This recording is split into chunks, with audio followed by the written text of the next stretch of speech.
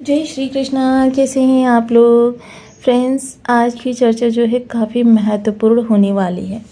आज की चर्चा कुछ इस तरीके की होगी जो कि हमारे जीवन में इतने सुंदर समय का किस तरीके से हम बहुत अच्छा लाभ उठा सकते हैं और अपने सामान्य लाभ को दीर्घकालिक लाभ में बदल सकते हैं, उसके बारे में चर्चा करेंगे। क्योंकि यह जो योग बन रहा है वो आपके राशिपति और राशिपति के परम मित्र के द्वारा बनाया जा रहा है। जैसे कि टाइटल देख ही रहे हैं आप, कर्क राशि 18 मई, गुरु चंद्र गज केसरी, एक साथ 8 भाव प्रभावित, लूट सको तो लूट लो। जी हाँ, आपके सामने द्वार खुल गए हैं खजाने के। जितना खोल सकते हो, जितना लूट सकते हो, उतना लूट लो। गुरु का पारगमन समय प्रारंभ है, यानी कि गुरु भी इस समय अपने हर प्रभाव को सर्वश्रेष्ठ प्रभाव में बदलने के लिए तैयार हैं। यह जो योग बनेगा वो बेहद महत्वपूर्ण होगा और यह आपके लाभ भाव से कर आपके द्वादश तक प्रभावित करता हुआ दिखाई देगा। गुरु जो द्वादश भाव में विद्यमान है, इनके साथ ही शुक्र अति विशिष्टकारी होकर बैठे हुए हैं। क्योंकि 18 मई को जैसे ही चंद्रमा आपके इस भाव से गोचर करेंगे, वैसे ही आपका गजकेसरी राजयोग निर्मित होगा। और जब यह गजकेसरी राजयोग निर्मित होगा तो इसके सीधा सीधा प्रभाव इस स्थान पर भी पड़ता हुआ देखा जाएगा। अब गजकेसरी राजयोग को ज्योतिष शास्त्र में सर्वश्रेष्ठ योग भी माना जाता है। यदि आपकी राशि में 4 नंबर बना हुआ है लग्न में, तो ये राशिफल आपके लिए। कुंडली में कहीं भी चंद्रमा के साथ 4 नंबर बना हुआ है तो ये राशिफल आपके लिए। कुंडली ना होने की स्थिति में आप इसे नाम राशि से भी देख सकते हैं। यदि अभी तक आपने अपने इस चैनल को सब्सक्राइब नहीं किया है तो प्लीज़ सब्सक्राइब कर लीजिए, वीडियो को लाइक कर दीजिए, चैनल को शेयर कर दीजिए। इससे होगा क्या कि हमारे आने वाली हर वीडियो की नोटिफिकेशन मिल सकेगी आपको सबसे पहले। एक प्यारा सा कमेंट करना बिल्कुल ना भूलें। कमेंट से हमें बहुत मोटिवेशन मिलता है, हौसला मिलता है और ये पता चलता है कि आप और क्या जानना चाहते हैं।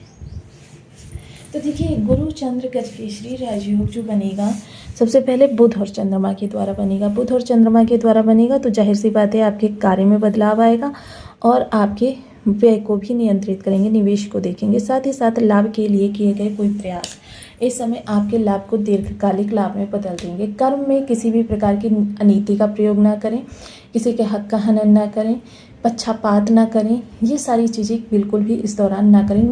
मिथ्या भाषण तो बिल्कुल भी ना करें, क्योंकि जैसे ही आप मिथ्या भाषण करते हैं वैसे ही बुध आपके लिए निगेटिविटी को फैला देते हैं।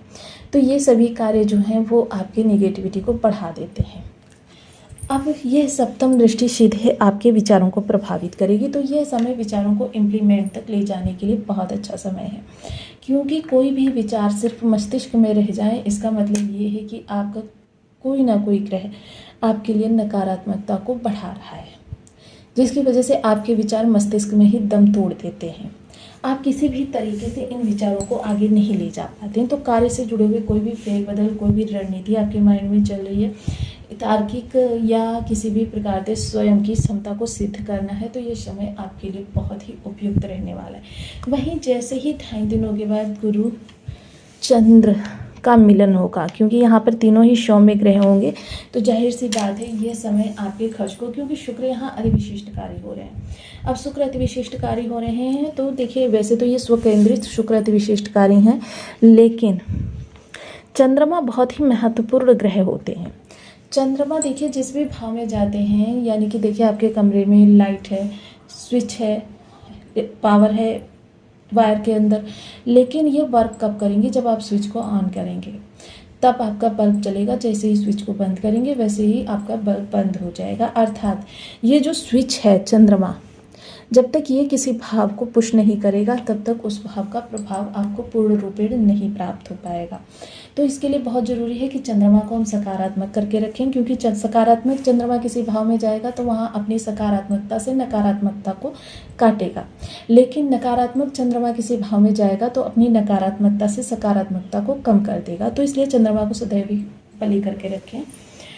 अब इसके साथ ही देखिए, जब यहाँ से प्रभाव निकलेगा तो ऐसे में व्यक्ति के खर्च तो होंगे, लेकिन खर्च ज्ञान के साथ यह समझते हुए कि उसका अनावश्यक व्यय तो नहीं है।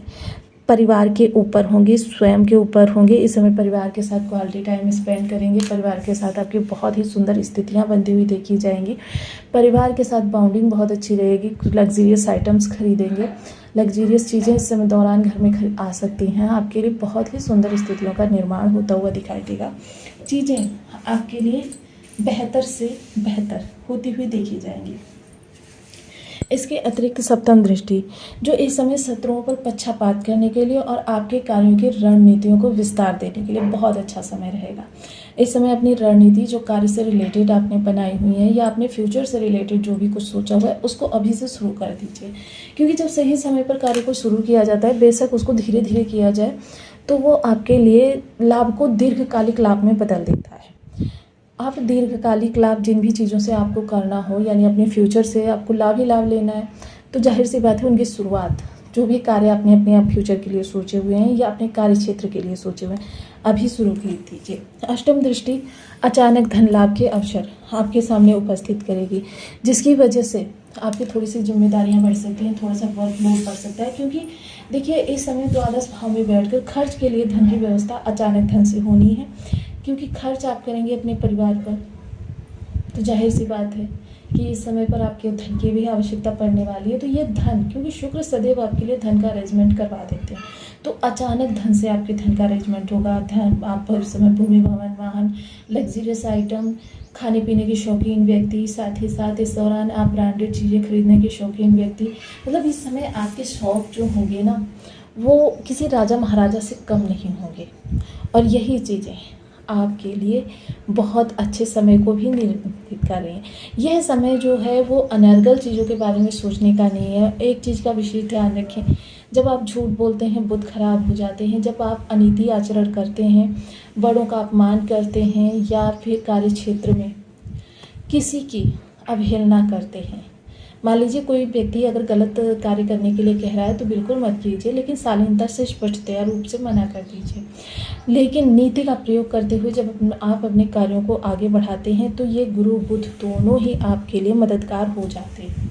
और जब भी किसी से हमको किसी चीज़ की प्राप्ति करनी हो तो जाहिर सी बात है कि हमको उसके अनुरूप ही आचरण करना पड़ेगा। वहीं चंद्रमा को बलि करने के लिए सबसे पहले तो आपको बीज मंत्र का जप ओम सोम सोमाय नमः, इस बीज मंत्र का 1 माला 2 माला 5 माला 7 माला 11 माला का नियमित रूप से जप करना आपके लिए बहुत ही शुभ स्थितियों को लेकर आएगा। देखिए गंगा स्नान भी कर सकते हैं, सोमवार का व्रत भी कर सकते हैं, भोलेनाथ जी का पूजन भी कर सकते हैं। अब जाहिर सी बात है भोलेनाथ जी का पूजन करने में, देखिए इसका लॉजिक मैं आपको बता देती हूँ।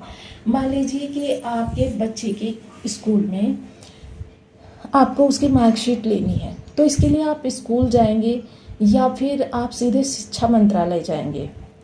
और शिक्षा मंत्रालय जाएंगे तो उसमें आपकी एनर्जी भी ज़्यादा वेस्ट होगी। हालांकि वहाँ से लाभ बड़ा मिलेगा आपको, उतना आपको स्कूल से बड़ा लाभ नहीं मिल सकता, क्योंकि वहाँ पर और भी चीज़ें आप सेटल कर सकते हैं अपने बच्चे के लिए। लेकिन स्कूल से अगर आपको त्वरित छोटा लाभ लेना है तो आप स्कूल जाइए, लेकिन अगर आपको दीर्घकालिक लाभ चाहिए तो आप शिक्षा मंत्रालय जाइए। अब आप समझ ही गए होंगे कि मैं क्या कहना चाहती हूँ। तो आपको वीडियो कैसी लगी मुझे कमेंट बॉक्स में ज़रूर बताएं।